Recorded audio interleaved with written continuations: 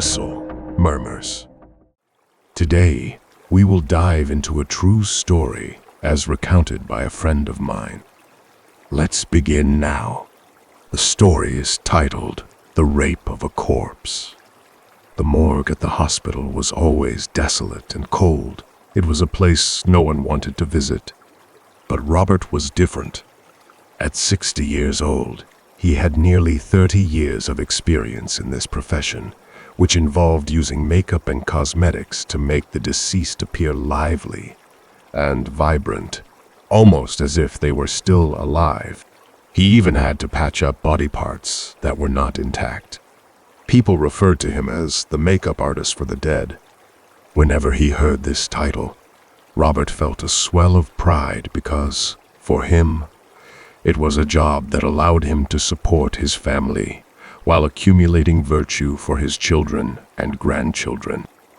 Robert had a son named Roy.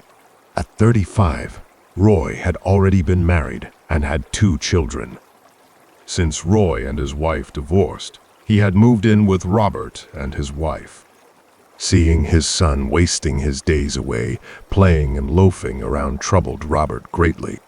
He managed to get Roy a job at the Urban and Environmental Company. While it sounded respectable, the truth was that Robert had arranged for Roy to work as a street cleaner. Being a rebellious young man with a mild mental illness, Roy lasted only a few months before getting into fights with his co-workers and ultimately being fired. When Robert learned that his son had lost his job, he felt deeply saddened. He sat on a stone bench beside the morgue, smoking a cigarette while gazing into the distance at a banyan tree, reminiscing. As a child, Roy had been a handsome and well-behaved boy. Being their only child, Robert and his wife worked hard to ensure he wouldn't be at a disadvantage compared to his peers. Despite their best efforts, with demanding jobs, the family struggled to make ends meet, barely affording 3 meals a day. When a friend suggested the job at the morgue, Robert had initially refused, but upon hearing the salary, he immediately changed his mind. Since starting work at the morgue, he spent most of his time there, only going home for 8 hours of sleep. With little time to supervise Roy, his son fell into bad company with delinquent youths.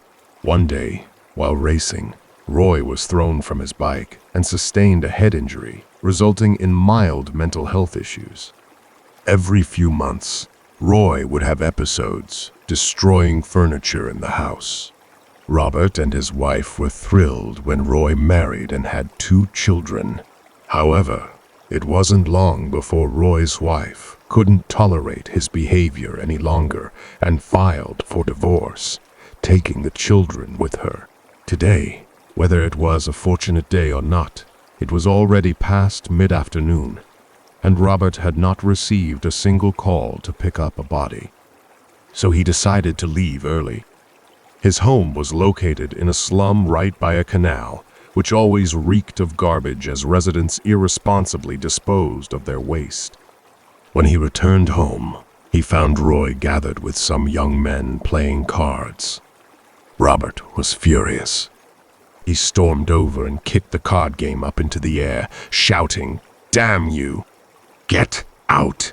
The young men quickly scattered in all directions, leaving only Roy standing there. Robert pointed at him and said, "If you're not going to contribute anything, then just leave.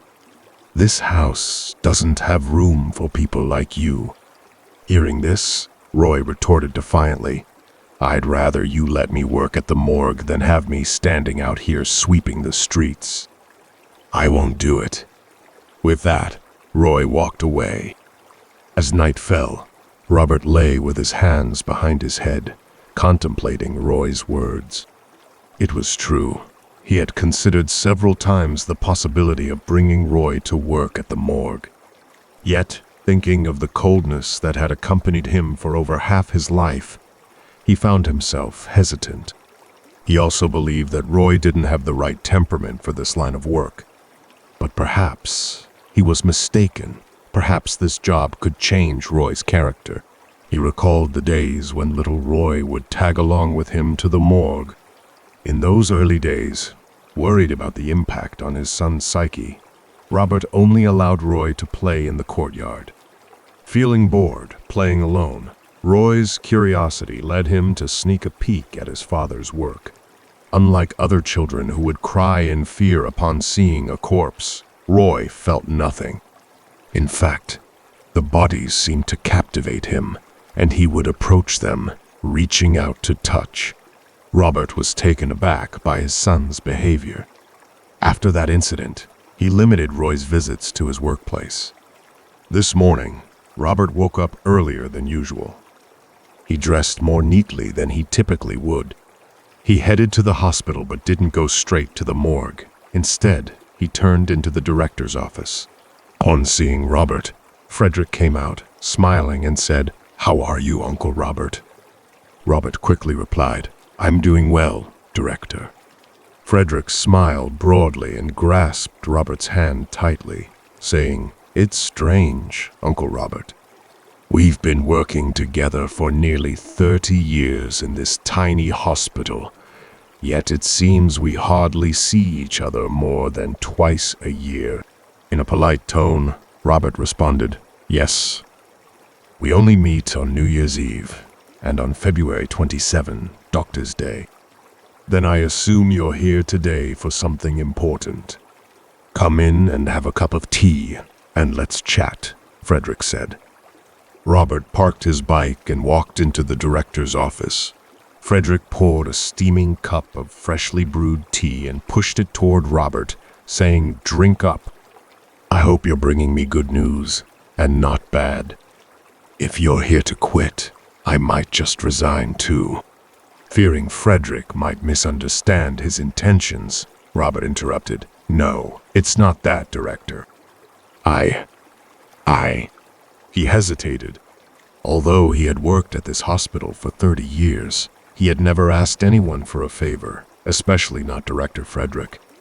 Back when Frederick was a medical intern at the hospital, Robert had only been working in the morgue for a few months. At that time, the hospital was quite rudimentary, lacking in many areas. The electricity was unreliable. Robert vividly remembered the day Frederick lost his first patient. He had to push the body to the morgue for cleaning, but Frederick insisted on performing CPR to the point where his lab coat was drenched in sweat. Robert had grasped Frederick's shoulder and said, "The patient is gone, Doctor." Just as he finished speaking, Frederick broke down in tears. Back then, Robert had thought a pampered person like Frederick wasn't suited to be a doctor. And yet, here they were, 30 years later.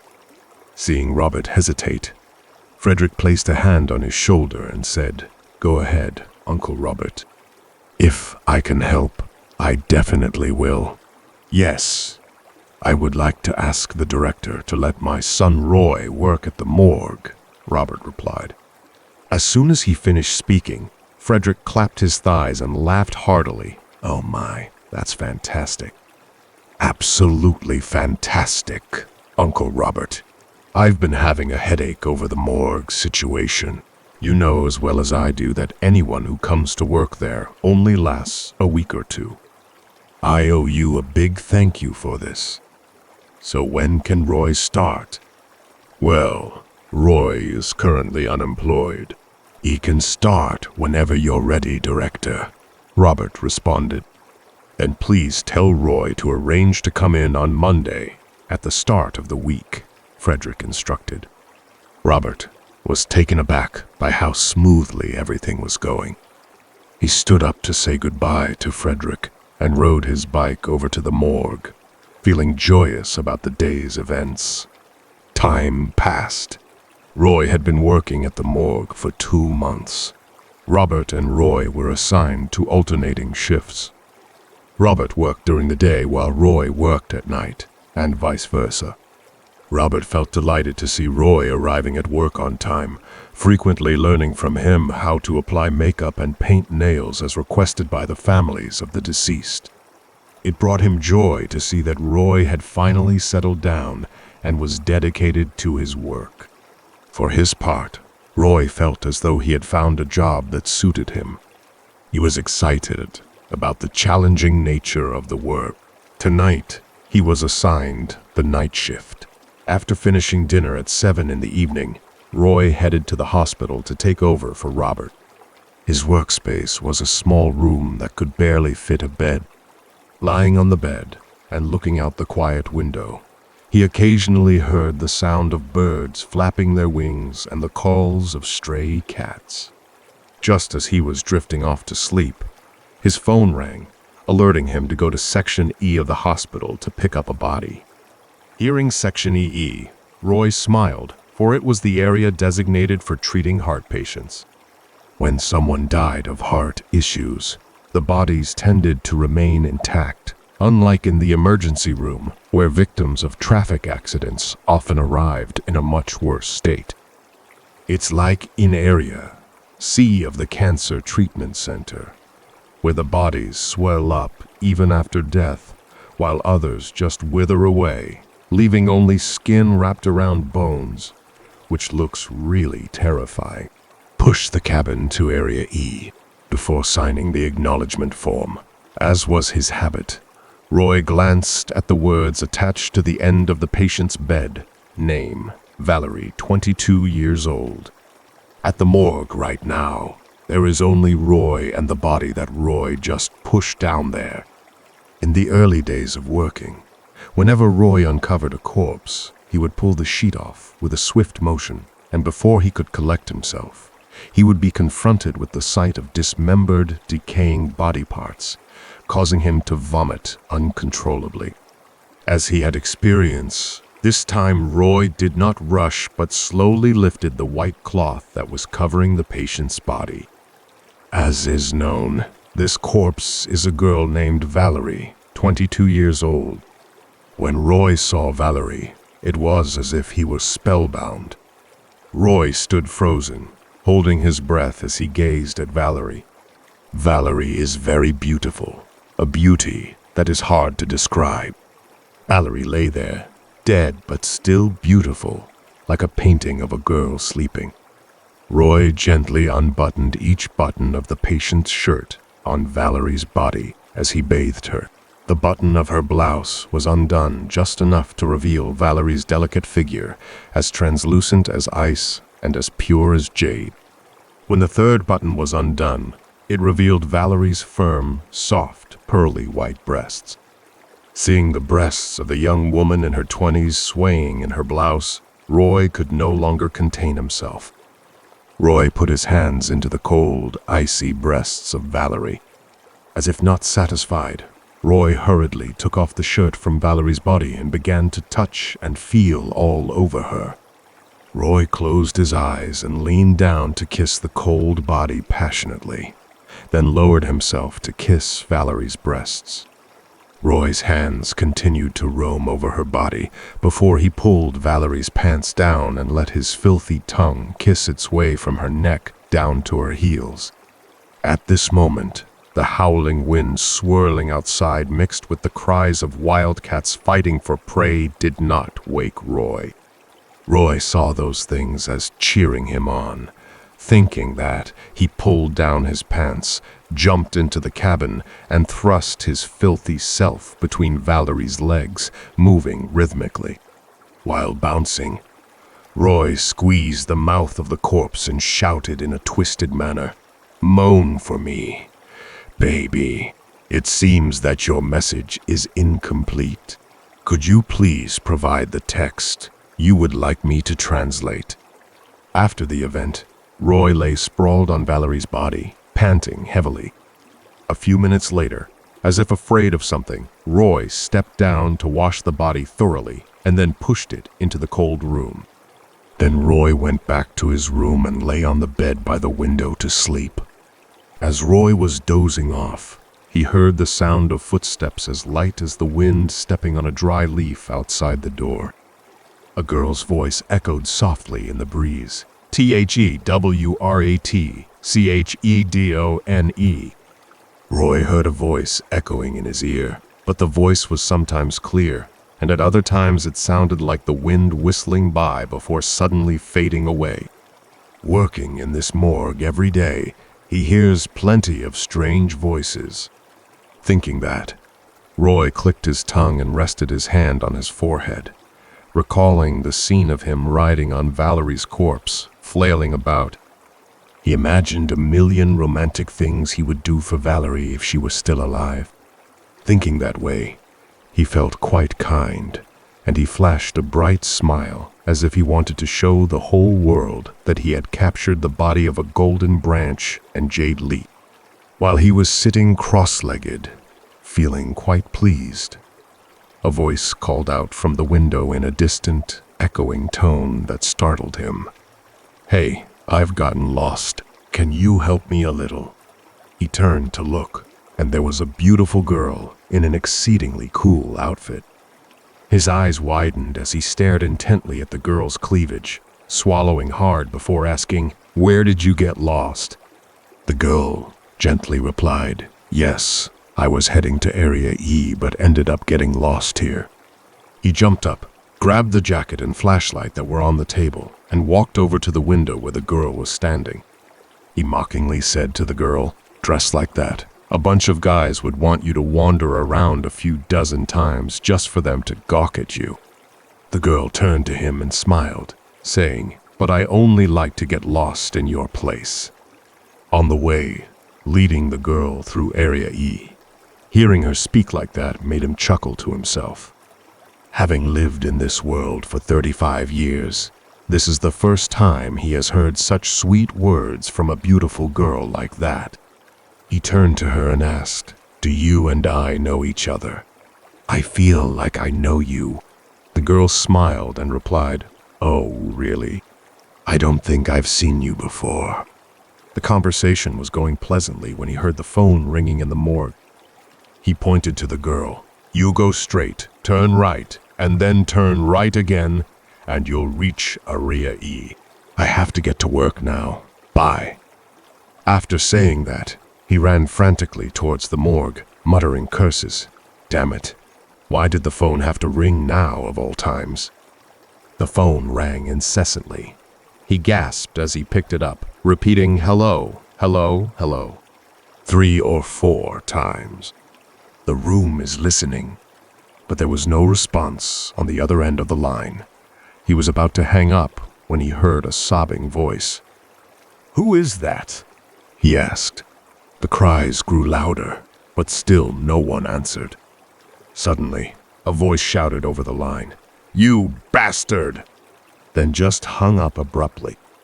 He seemed not to understand what was happening when a voice whispered from behind, running from one ear to the other, "You bastard!" made him startle and drop his phone on the ground. He turned around and rushed out the door to see who dared to play tricks on him. Holding the flashlight, he took a round to check and shone it directly at the clock to see what time it was. Annoyed, he said, "I haven't even had a chance to sleep. And it's already 3 a.m. 3 a.m. is the time he has to get up, making a round through the cold storage to check on the corpses again.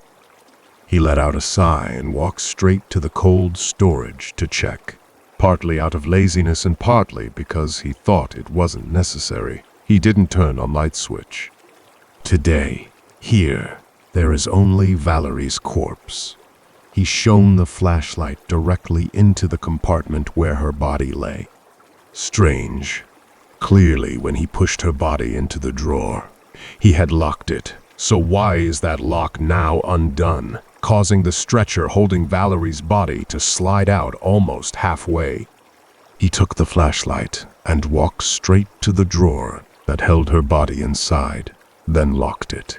Just as he turned his back, the sound of the lock snapping open with a click startled him.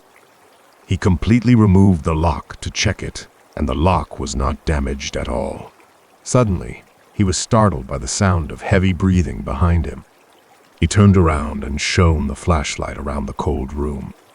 The flashlight stopped at the corner of the wall near the entrance to the morgue.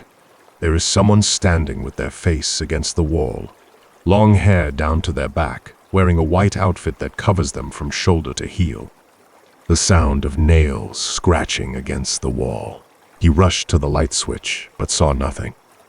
He muttered, "Damn it, it's 3 a.m. and I still haven't slept. My eyes are all blurry." He locked the door again and then calmly went to his room to sleep. In his sleep, he dreamed of the girl standing by the window running over to him, pinning him down and kissing him. The feeling of being passive in sex that he has longed for is finally encountered in a dream. The girl caressed his body with her 10 fingers, leaving him in a daze of ecstasy. He slipped his hand inside her shirt and squeezed her firm yet soft breasts. He held her tightly, yanked off the thin shirt she was wearing, and buried his head between her breasts, teasing her. He lifted her up and pulled her pants down. The girl stopped him and said, "Take it slow, brother." Then she used her strength to pin him down, straddling his stomach as she kissed him from his forehead down to his belly. He used both hands to push her head down and shouted, "Go down further. Come on! It seems that your message is incomplete.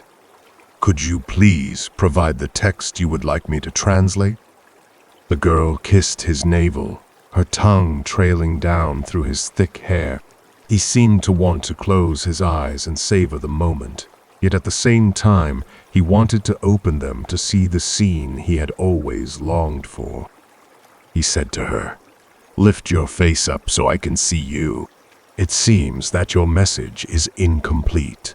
Could you please provide the text you would like me to translate?"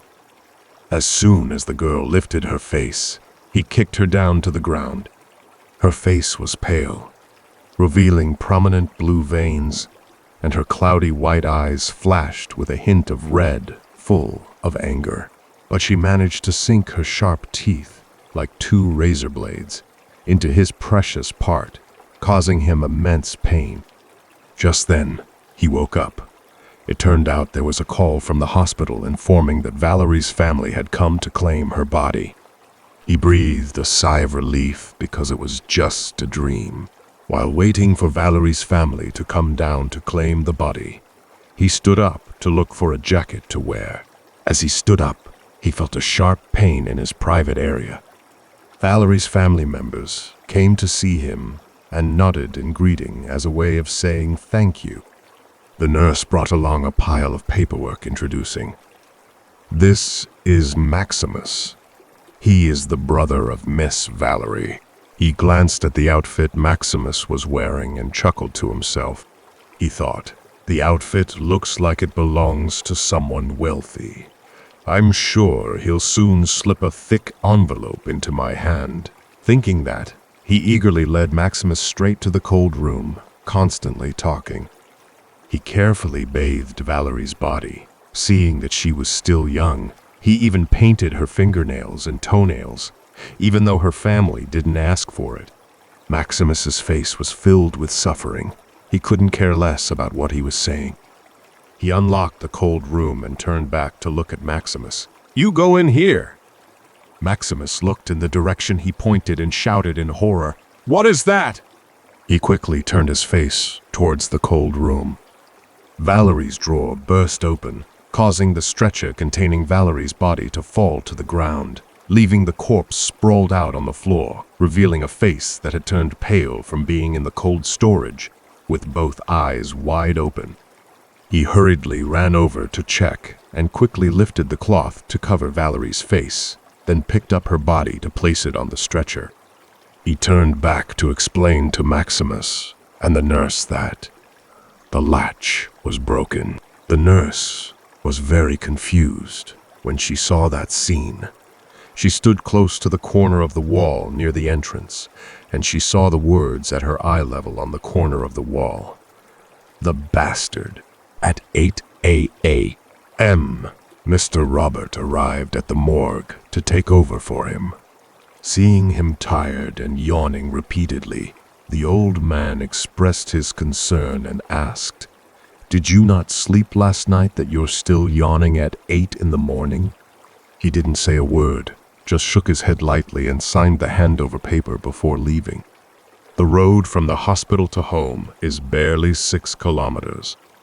On the way home, with about 3 kilometers to go, he suddenly needed to pee. He released the accelerator and sped home, but his hard stomach made it unbearable for him any longer. He pushed the bike stand aside and ran to a tree by the deserted roadside to relieve himself. Standing there, bewildered, looking at the sky and the ground for 5 or 7 minutes, but no matter how hard he tried, not a single drop would come out. His stomach was getting harder and harder, aching more and more. He didn't understand what had happened to him, or perhaps it was because he never peed on the street that his little guy wouldn't listen. Thinking that, he endured the pain and got into the car, speeding home. Upon arriving home, he didn't have time to prop up his bike and rushed straight into the bathroom. He stood awkwardly in the bathroom for about 10 minutes, trying every possible position, standing, sitting, then standing again, yet he still couldn't manage to pee. At that moment, he bent down to check his precious belongings to see what was wrong with them. He was startled and taken aback when he noticed a deep bite mark on his precious part, a mark that seemed quite fresh. He tried to dig into his memory to see who had bitten him. Lost in thought, a sharp pain from his bladder suddenly returned, making him feel restless and numb again. He strained with all his might to crawl out of the bathroom, calling into the house, "Mom, Mom." Mrs. Diana ran out of the kitchen and, seeing her son's pained face, asked eagerly, "What's wrong, dear?" He grimaced, clutching his stomach as he replied, "I need to pee." Mrs. Diana made a surprising remark. "If you need to pee, go to the bathroom." "I'm desperate to pee, but can't." Mrs. Diana saw his pained expression and realized that the situation was more serious than she had thought. She went to the neighbor's house to call a motorcycle taxi to take him to the hospital and then sent a message to Mr. Robert to inform him. After the doctor performed the catheterization, his face looked completely refreshed. He lifted his face and walked away. He lay sprawled on the bed, eyes closed, gradually drifting into sleep.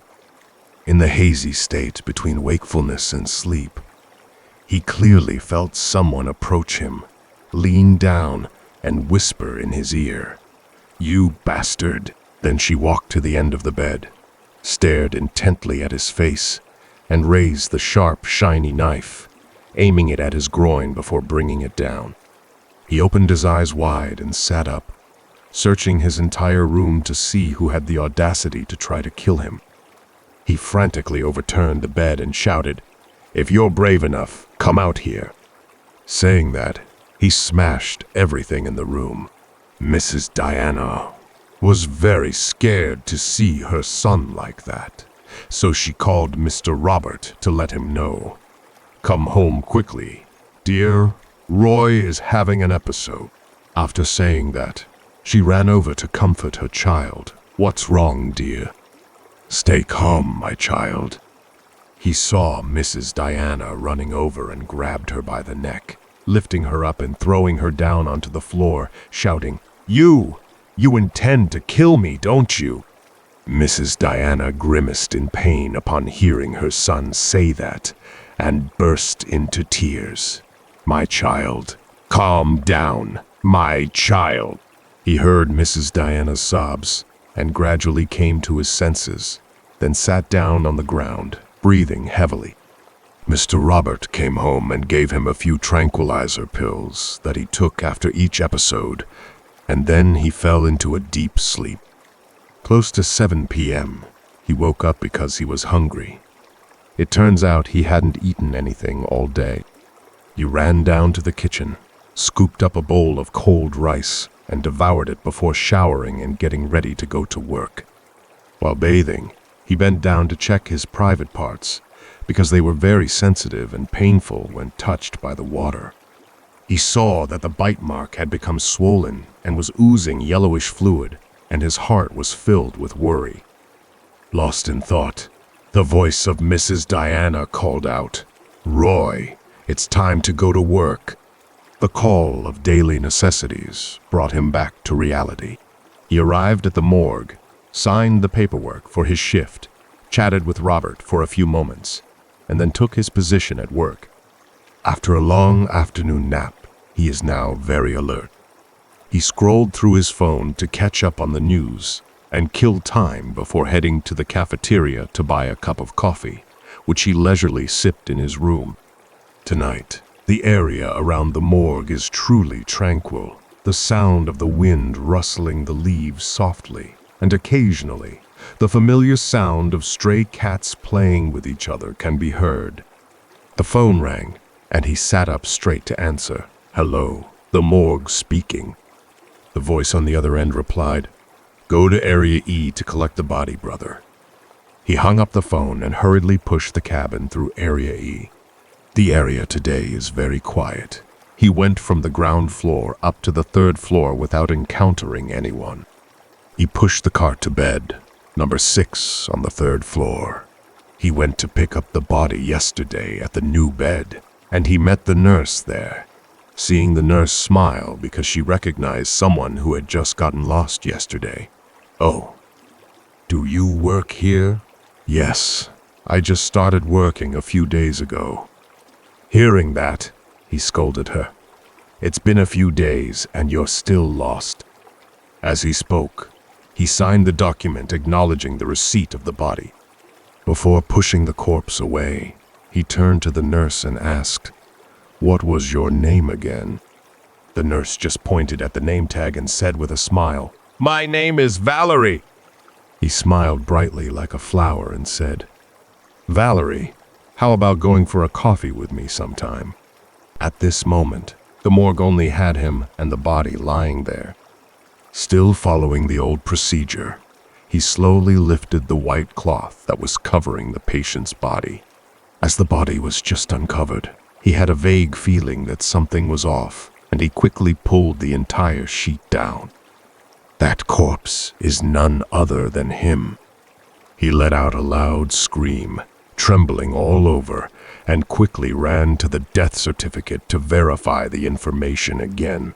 On the record, it states TNVN Roy, 35 years old. He was utterly stunned and then ran out of the morgue in a panic.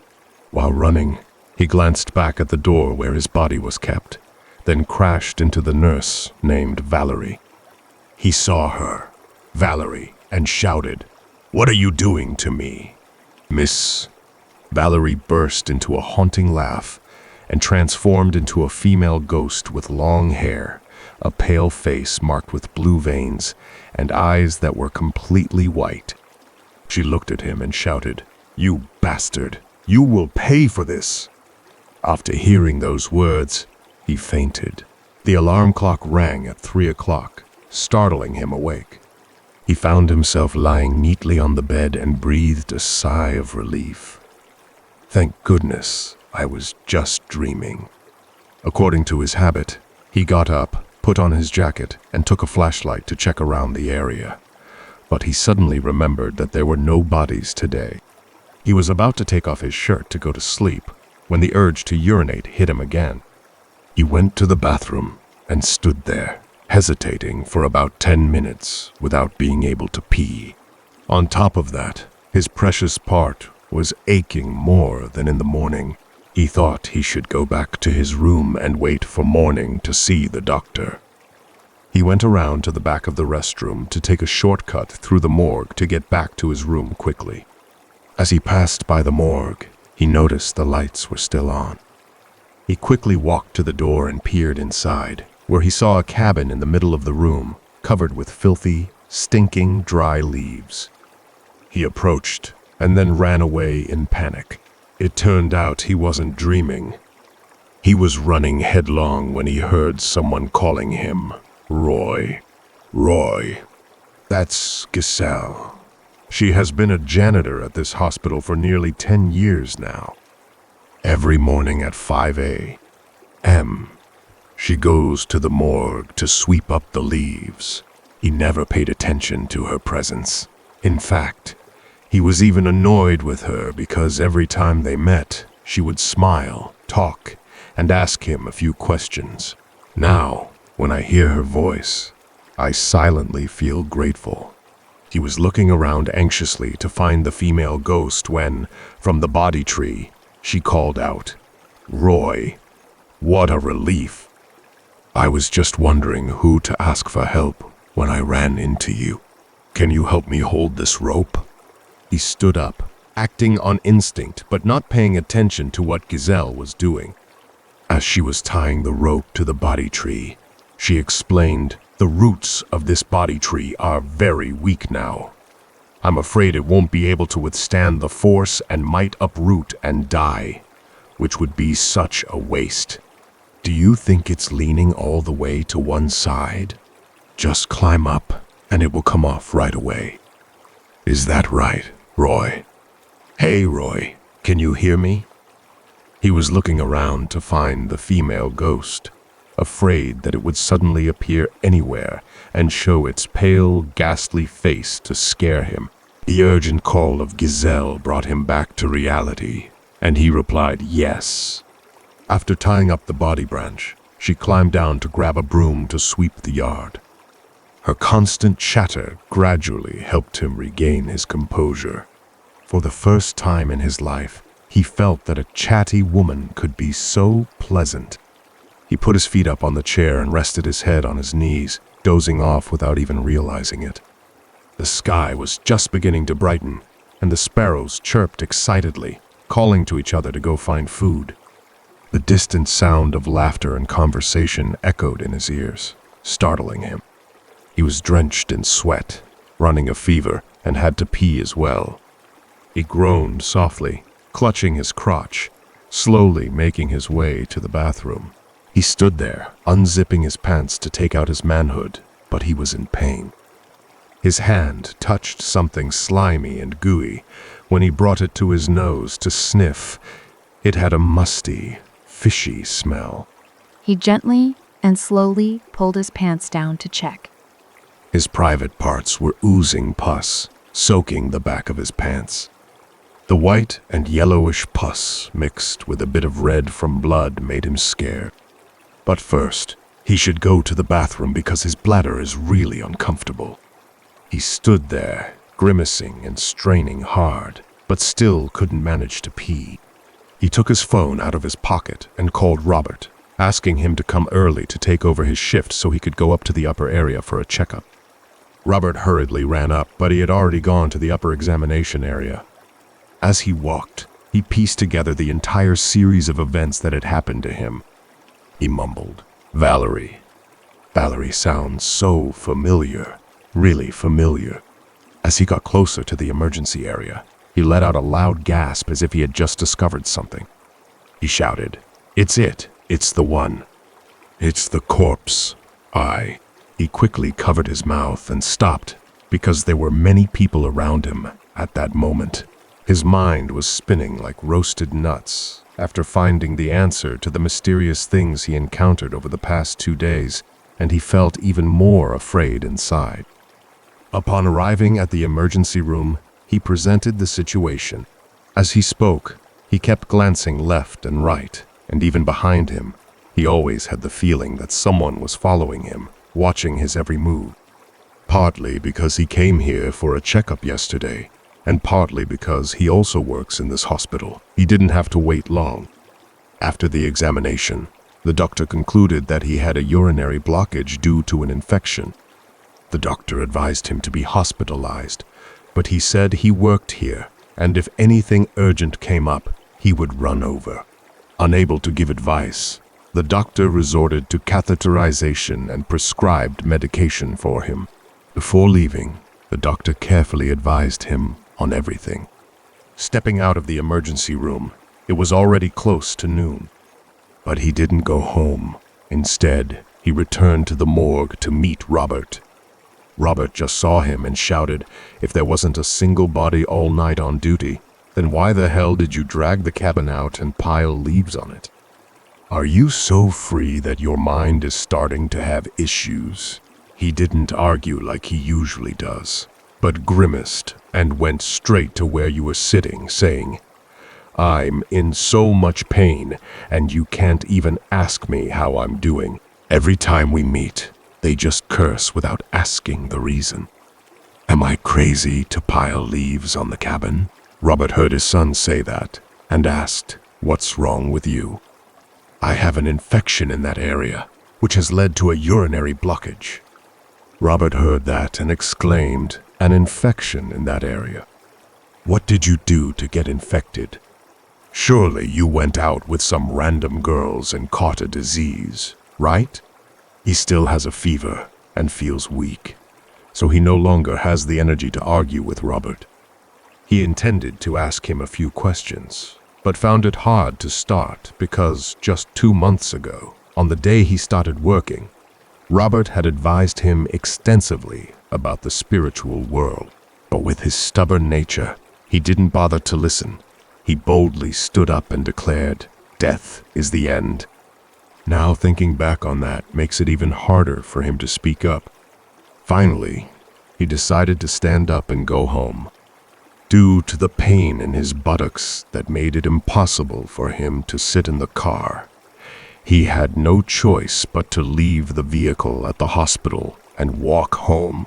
At this moment, he still had a low fever, and the midday sun was blazing like fire. In pain and grimacing, as he slowly made his way to the hospital gate, he encountered Giselle. Seeing Giselle at this moment made him feel uncomfortable. He pretended not to see, and Giselle called out to him, "Roy, what's wrong with you?" "I just saw you go into the emergency room," he replied, just to make conversation. "I'm going for a general checkup, Auntie, so I'll head home now." Giselle moved closer to him, and upon hearing his answer, she raised her hand and hit him on the shoulder.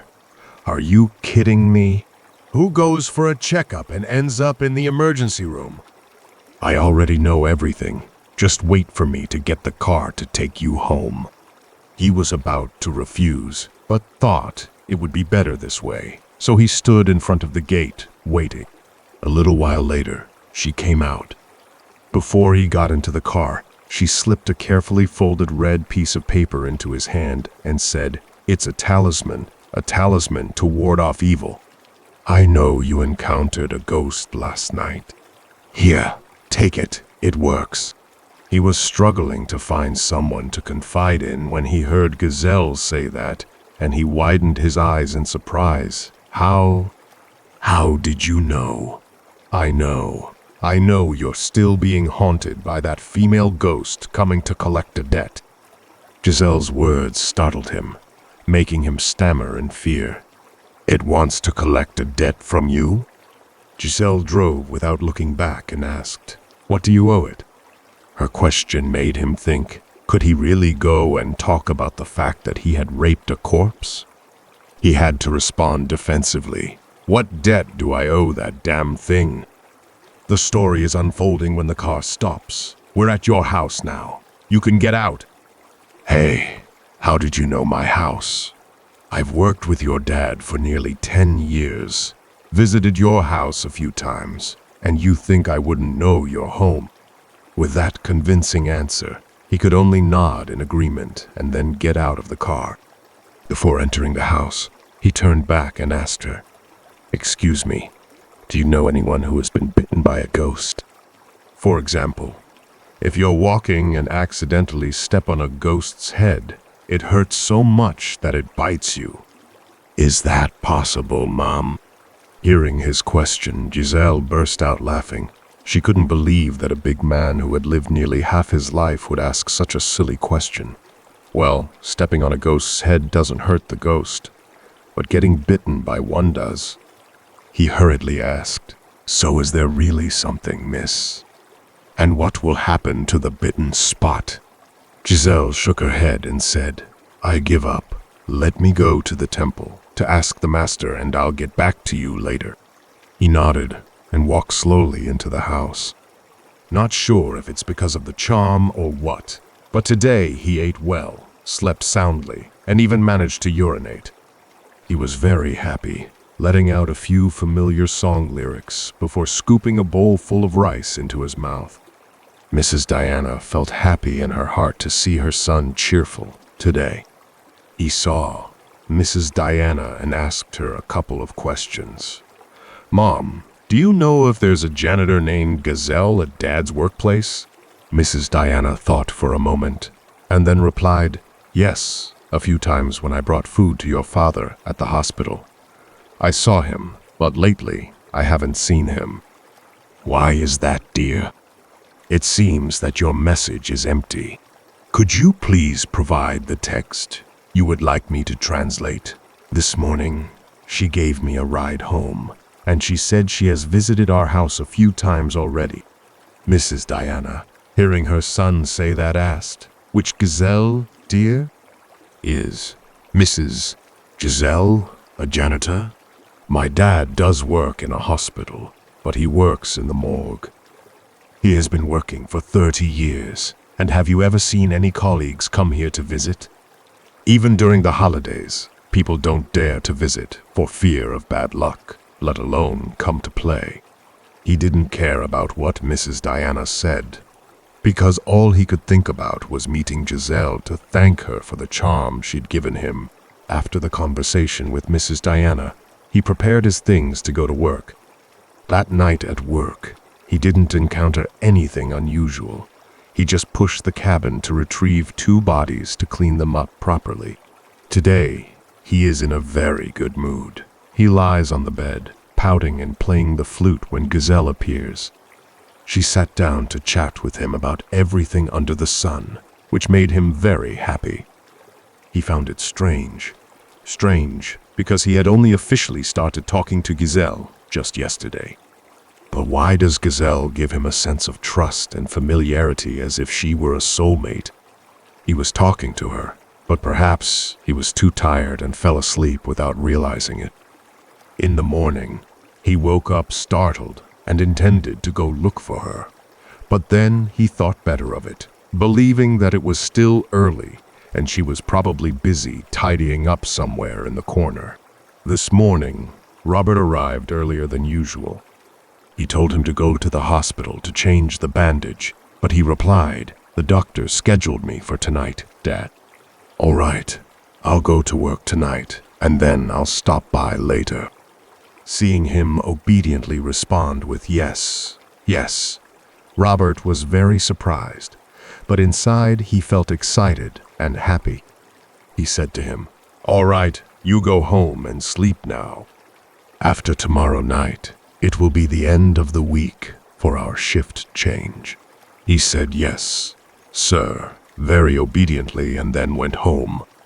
Near his house, he stopped by a pho restaurant to eat his fill, and then went home to sleep soundly.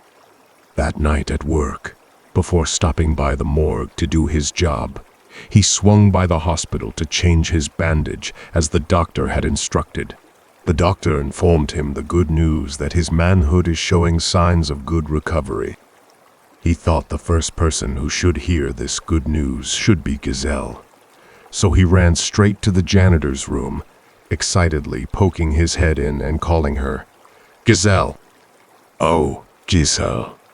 Seeing someone called Giselle, a rather young girl stepped forward to reply, "Miss Gazelle hasn't been working for almost a month now." He asked again, "Isn't Miss Giselle the tall, slightly sickly one who talks a lot?" "Am I mistaken?" the girl insisted. "How can it be a mistake? In our place, there's only one teacher named Giselle, and she has left."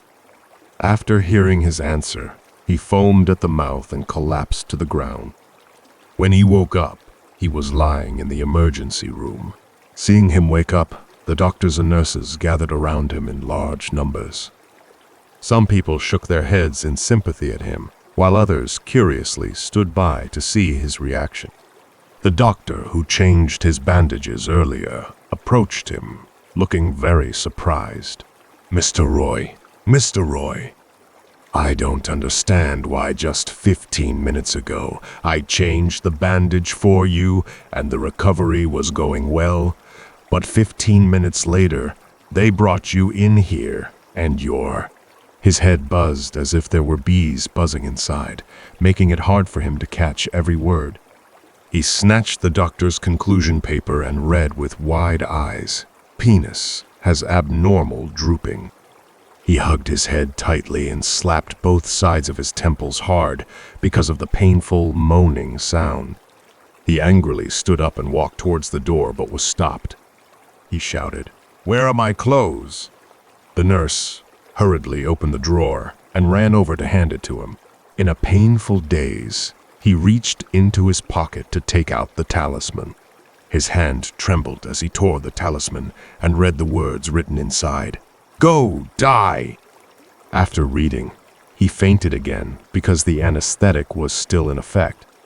In the middle of the night, someone shook him really hard, waking him up. Then she whispered in his ear, step forward now." He walked in a daze, but he still saw Mrs. Diana dozing off at the table. He used all his strength to reach out for her dress, but he couldn't reach it. Someone is pushing him forward. His subconscious is terrified as he tries to open his mouth to call out, "Mom, save me." But the call from the subconscious was not strong enough to reach Lady Diana's ears. He staggered step by step towards the morgue. In his mind, images of Giselle transforming into a female ghost named Valerie was swirling around, and then the female ghost would turn back into Giselle. The whole scene of him riding on Valerie's corpse, satisfied and writhing, was hazily overlapping with one another. The haunting words tore through his mind. "You fool! How would I know your house? How do I know you have a female ghost following you? It seems that your message is incomplete. Could you please provide more context or text for translation?" Then the voice in his head changed the conversation again. "The body tree is not strong. I'm afraid your corpse hanging from it will uproot it. You fool. You yourself tied the noose for yourself." Those voices, like the wind, sometimes close to his ear, and at other times faintly echoing from somewhere deep, as if from the depths of hell, made his head throb like a hammer striking. The voice in his head urged, "Go on, head to the body tree." He followed the voice in his ear and walked on. Passing by the morgue, he knew it was 3 a.m. because his ears caught the sound of the alarm he had set. Yet his limbs felt weak as if someone else was walking for him. He arrived at the base of the body tree and saw a noose made of rope tied in a knot. He climbed up, put his head in, and then let himself drop. Dear friends, the story has come to an end. Thank you so much for supporting the channel. If you found this story interesting and helpful, please don't forget to support the narrator and Abyssal Murmurs by hitting like and leaving a comment. Also, don't forget to subscribe to the channel so you won't miss out on our upcoming captivating videos. Once again, thank you for your attention and support. Goodbye, and see you in the next videos.